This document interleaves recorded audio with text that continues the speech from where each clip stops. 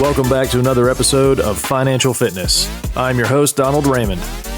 Today, as promised, back to basics. Practical budgeting. Cord cutting. Is it worth it? Let's find out.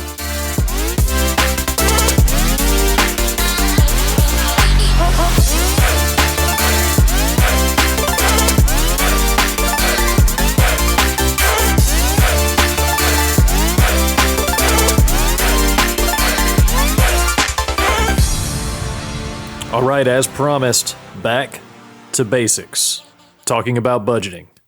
And I know what some of you are thinking. I have been budgeting. But now the only difference is that I see where the money is going, and I still can't make progress. Or maybe you have extra money and it's still just the same thing. You know where your money is going, but nothing is changing.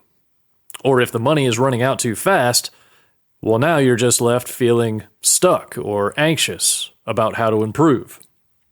Well, the good news is this is normal, and it's even beneficial, because now you have more information than you had before you started budgeting. I've said over and over that we want to be intentional and start giving, saving, and spending on purpose. You can use this new information to start really moving intentionally, and today, I'm going to give you a couple of slam dunks for starting to find ways to reduce your spending and reallocate funds to ensure that your needs are met and that your wants have a place to live too. Before I jump into that, though, I want to share some data that I've collected about the last 10 to 20 years of trends in these two specific areas of spending, and how that could look as we look ahead into the future. The category I'm talking about is technology, and specifically your cable and internet service and your cell phone service, plus the devices and accessories that all become part of your monthly fees or rental agreements. After some digging, I was able to find some reliable and consistent information that was surprising to say the least, and I'm willing to bet that it'll shock you too. Looking at the cost of cable service from 1983 to 2021, the cost of this service has increased over 460%, and at an average rate of 4.44% year over year. This is an increase of the average basic subscription to cable of a little more than $84 per month. Now, this increase represents almost double that of inflation over the same time period, which has only increased an average of 2.67% year over year. This also does not include the cost of internet services, which became an additional monthly expense in 1991. Next, when we look at the cost of a cell phone connection over a similar time period, I was shocked to see that the cost of a cellular line access has dropped sharply each year since 2000. The rate of decrease is in the neighborhood of negative 3% year over year, which sounds like good news. But you might be asking yourself, well, why is my phone bill going up every year if the cost of the access to a cellular network is going down? Well, I asked the same question, and it led me to several sources that helped me put together an answer. Now, for reference, in 2021 and pretty consistent so far in 22, I took the average annual cost of an unlimited plan for the four major carriers: Verizon, AT&T, T-Mobile, and Sprint. Now, this cost is for an unlimited connection to a cellular network and 4G or better data service. Verizon's annual cost for one line is $960. AT&T's annual cost is $900. T-Mobile's annual cost is $840. And Sprint came in at an annual cost of $720. I'll link this information in the show notes as well as several other documents you may be interested in, but I found these numbers to be a little surprising. Now that we've covered that, let's look at what I found to be some possible answers as to why the cost each year seems to continue to go up. First, the line access is no longer the primary use or fee structure of your cell phone plan. Now it's mobile data that is a larger part of the cost associated with your contract or your monthly service. This cost has risen sharply since 2010 when mobile data became what we now know as the LTE network. And while the cost per gigabit is decreasing, the fee structure to access at faster speeds with newer technology drives the delivery cost up. And that is a cost that is being passed on to you and to me as the end user and the customer of these services. There are options that can save you money, and I'll talk about those in just a minute. The next reason that the monthly bill is going up, on average, is because of a surprising new trend in this industry related to the hardware side of the equation. Your smartphone is now a monthly fee. The norm today is to rent or finance your new phone and upgrade it regularly so that your payment stays roughly the same, even though now you're paying more for the device each month than the cost to access the network that you're on. There are obviously ways to reduce your cost here, so we'll cover those now.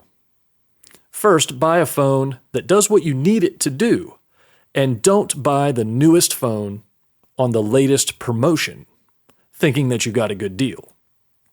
The deal is always structured to favor the business, not the customer. Once you select a phone that you can afford, pay for it in full. Don't finance it over the next 2 years as part of your contract. This is the same as borrowing money or using a credit card, and we are always trying to eliminate debt and never look back. So this just doesn't work. You should also try to keep your phone as long as possible. It's tempting to want to buy the newest phone and have the best tech before anybody else.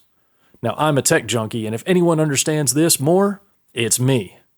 And while I am human and I do buy new things from time to time, I have committed to being disciplined in this area, and I can tell you from my experience that it works, and it's worth it.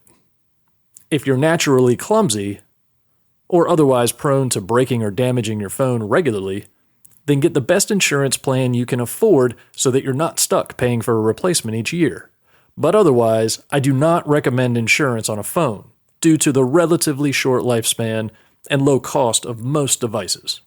The only exception here is if you're using the best of the best and can afford to pay cash, and it's part of your business and income to ensure that you stay connected, or maybe you're using it for video conferencing or audio-video capture and other related value-added reasons. Then I would recommend that your business has an insurance plan to replace devices with appropriate value and capability for your needs. But let's be honest, very few of us fall into this category, and we just want the best phone because it's cool.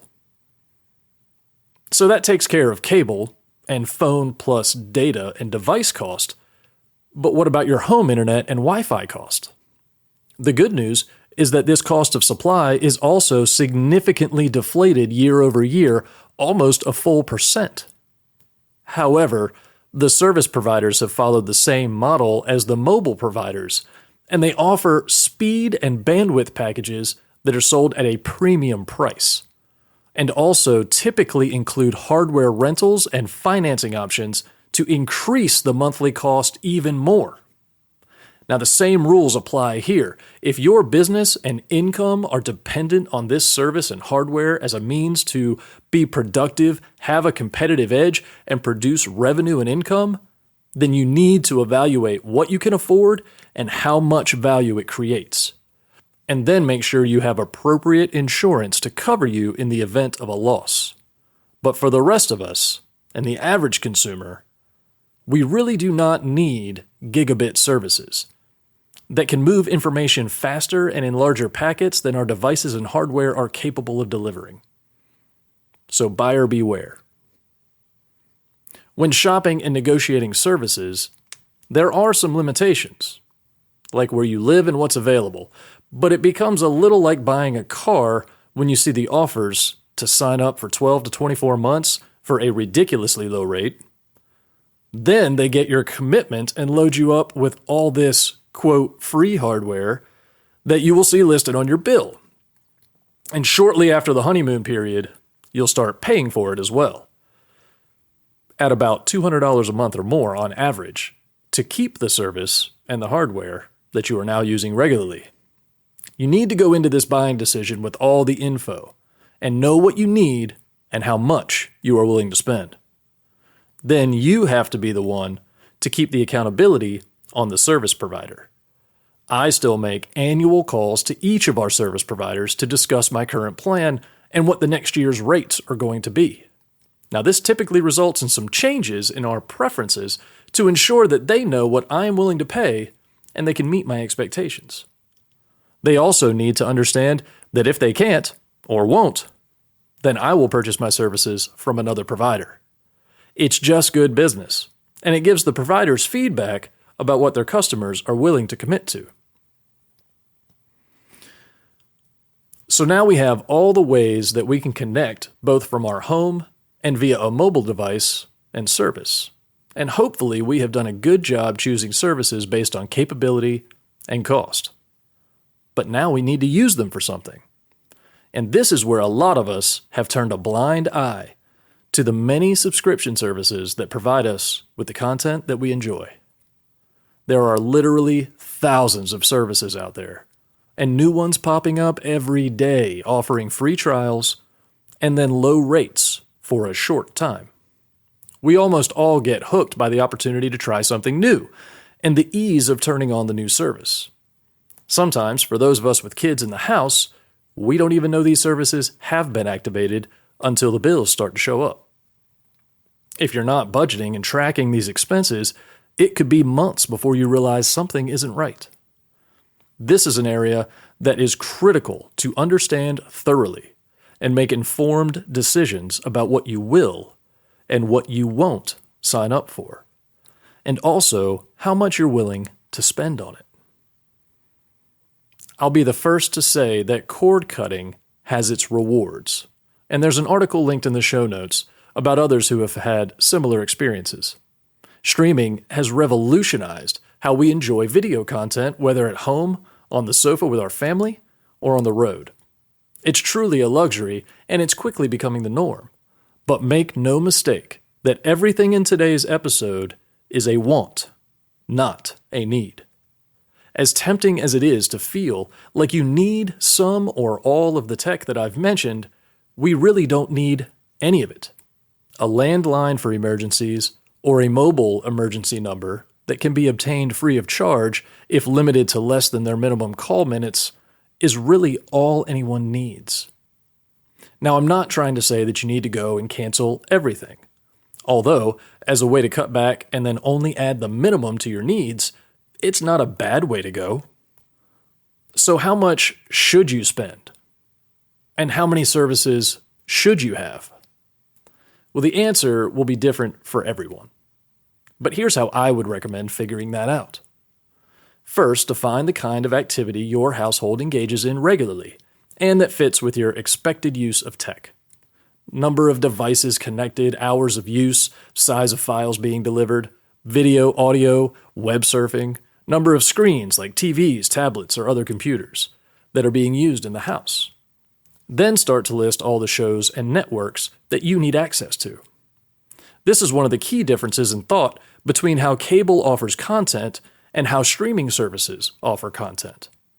You can decide exactly what you access and what you don't with streaming services. Cable is all or nothing and usually doesn't offer everything on your list. Now you have your needs defined, and it's time to go shopping. Find the right combination of streaming services that will get you access to the content you want. Keep in mind that this may require seasonal purchases for content like live sports, but that will be better than paying for it all the time and then having to deal with blackouts and other restrictions. Trust me. Once you have all that mapped out, you will know what you need in order to make an informed decision. You will also know how much it will cost, and if you need any additional hardware to make it a reality. If you do, then it's time to go shopping again. I will recommend that you try to keep your ecosystem in the same format, i.e. Apple or PC or Android, and voice assistants like Google Nest, Amazon Echo, and Apple Home. This will help simplify your life when moving around your home and when accessing remotely. The last part is to determine if these selections fit your budget. And if they don't in the beginning, then start to save for any one-time purchases of hardware and add as you can. Also, start with fewer services, and as you can, add the ones that you want. I have found that most people are hesitant at first to cancel the cable and they see an increase in cost. At first. Then as they see the benefits of streaming, and once the cable service is canceled, they end up with more money left over as a result of this change. Whether you cut the cable completely or just do the assessment and research, either way, you will know after some careful evaluation what the right package looks like for you. And if nothing else, you may find some service fees that you are currently paying that you intended to cancel and simply forgot. Or maybe after some calls to your providers for more rate options, you will find some lower cost solutions for the next 12 months. No matter the outcome of this activity, I can promise that it will have a positive impact on your financial fitness this year, and for every year that you take the action to review it. As tech continues to improve and more options are available, it'll be more and more important to revisit this process and make sure you are reallocating the funds to new services rather than just adding to existing ones. It can happen to all of us, and I'll tell you that it happened in our house. Every year we find something on the list that wasn't supposed to be there or was supposed to only be a free trial, but it ended up as a subscription after the trial period ended.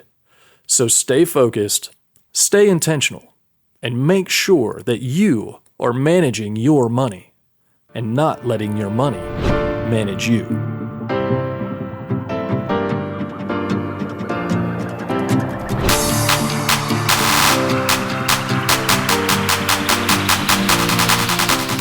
There are several links in the show notes to help you start your own research in this area, and you will find many more once you start looking for more info and researching options that will fit your lifestyle needs.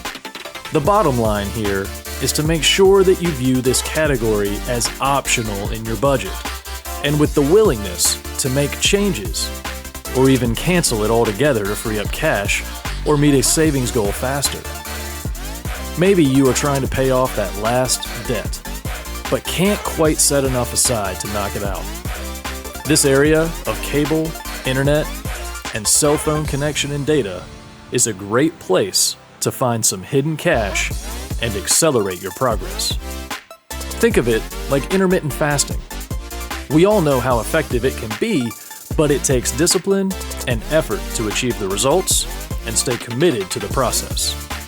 Reducing or removing a comfort or luxury can be tough, but it's also worth it. These are short-term discomforts that will result in more intentional habits that, when done over and over again, will put you on the path to financial fitness and financial freedom.